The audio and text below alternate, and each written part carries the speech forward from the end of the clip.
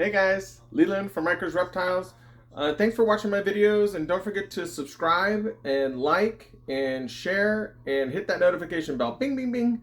Okay, so anyhow, today's video is going to be about the terrarium. So I've switched over to a bioactive terrarium for one of my hold snakes that I'm holding for somebody.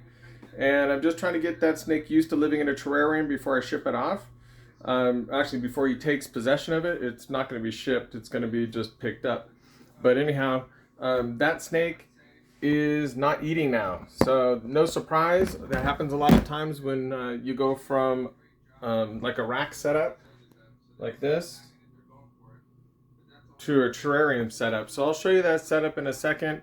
I'm going to cue the intro and I'll see you in a second.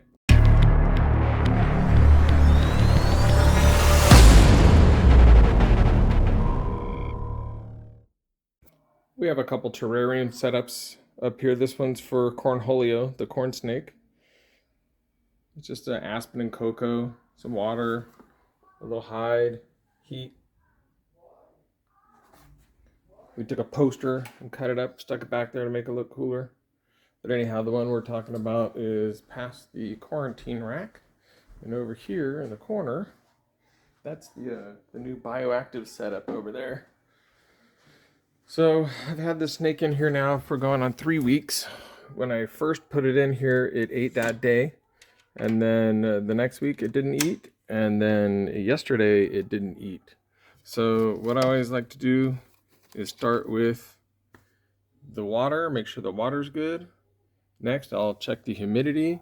And I don't have a good hydrometer in here, just this thing. And you know how these things are not that accurate, but still 65 is pretty good.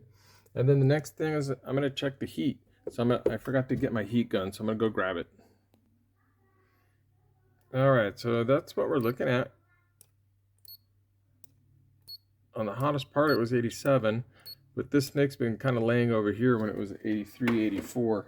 So I'll go ahead and rearrange this a little so the snake's height is more over this area. And then I need to add some humidity back here because these little isopods feel like they're drying out, and then I need to feed them too. So I'm gonna go grab all that and show you how I set up and feed the isopods. Okay, so that's what I'm feeding the isopods right now. I just put it in here and then I crush it up if they're the bigger river shrimp.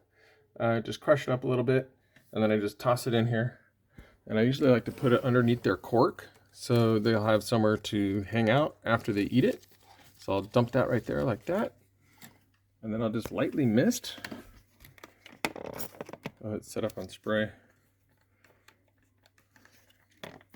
There we go, mist that area. I put the cork back over the food right there.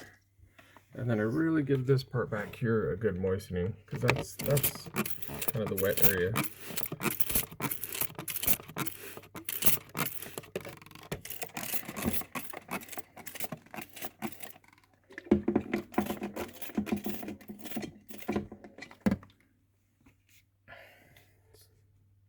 Okay, it's nice and moist now. And we'll get this snake situated. Alright, so here he is. He's a normal. He came from a father that was from a black pastel. So this is a super dark normal. He's super dark in color. He's got all this nice flaming going up his side. All in the blacks. And he's got this great pied markers on his tail, but we'll leave him alone. Okay, so that's all we're going to do. We're going to check the temps, we're going to check the humidity, and then we're going to check back next week, and he'll eat when he's hungry.